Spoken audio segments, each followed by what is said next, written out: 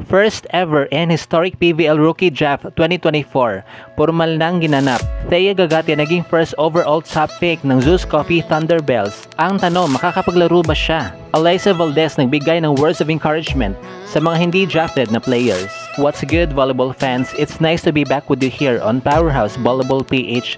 Kindly do subscribe to my channel and hit the notification bell to be notified whenever I post a new video. Nitong July 8, 2024 ay formal lang ginanap ang kauna-unang rookie draft sa history ng PVL na talagang inabangan na maigi ng iilan sa mga PVL teams. At dahil nga Zeus Coffee Thunderbells, formerly Strong Group Athletics ang nakakuha ng top overall pick back in June 24, 2024 na kung saan ginanap naman ng PVL Draft Lottery. Kaya naman sila ang kauna-unahang binigyan ng 5 minutes para sabihin kung sino ang kanilang first overall pick sa unang round. At walang pagdalawang isip na pinili ang isang blue chip and probably the tallest rookie draftee na si Thea Allison Gagate, starting at 6'2", close to 6'3", na sinundan naman ng tatlo pang former DLSU Lady Spikers na sina Layla Cruz for Capital One Solar Spikers, Julia Coronel for Galleries Tower High Risers, and Michael Lariosa for Farm Fresh Foxies, Lucille Almonte for Next Led Chameleons, Stephanie Bustillo for Akari Chargers, at sunod-sunod din na kinuha ang apat na former Adamson Lady Falcons na sina Ishi Lalong Isip for Signal HD Spikers, Angelica Alcantara for PLDT High Speed Hitters, Karen Verdeflor for Cherry Tigo Crossovers, and AA Adolfo for Petrogas Angels. Para naman sa Rebisco teams ay sumugal nga sila sa mga hindi galing sa UAAP.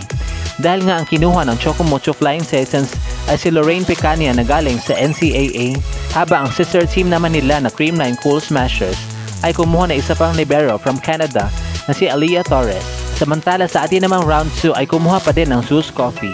At yun nga ay si Sharia Ancheta, Roma Romal for Capital One Solar Spikers, Jewel Encarnacion for Galleries Tower High Risers, Pierre Abellana for Farm Fresh Foxies, Razel Aldea for Next Led Chameleons, and Donalyn Paralejas for Petrogas Angels. In third round, kinuha naman ng Zeus Coffee si Nika Yondok, Miliana Torres for Capital One Solar Spikers, and Dodi Batindaan for Galleries Tower High Risers. At para sa fourth and last round, hindi tinipid ng Zeus Coffee ang event dahil nagdagdag pa rin sila na isa pang player na si Janina Zeta and lastly Dania Aying for Galleries Tower High Risers. Sa kabila ng kasiyahan na naramdaman ng mga kinuhang lucky players with their first ever professional teams sa historic PVL Rookie Draft 2024, pero ang pinakamalungkot naman na part sa nasabing event ay ang mga manlalaro na uuwing undrafted. Kaya naman minabuting mag-post ni Mr. Noel Zarate sa kaniyang Facebook account wherein nag-share siya ng post patungkol kay Phenom Alyssa Valdez dahil sa pinakita niya empathy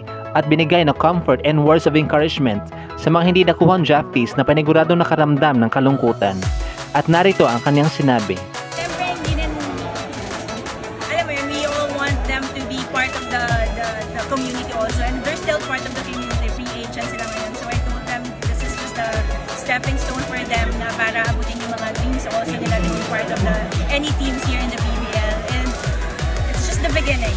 This is the first draft, so madami pa silang mga opportunities na mapupuntahan and mag-open sa kanila. So kapit lang, tiyaga lang, and work harder and smarter. Wala lang, work harder and work smarter. For sure, may mapupuntahan ko yung team na para sa'yo. Not me now, but for sure eventually.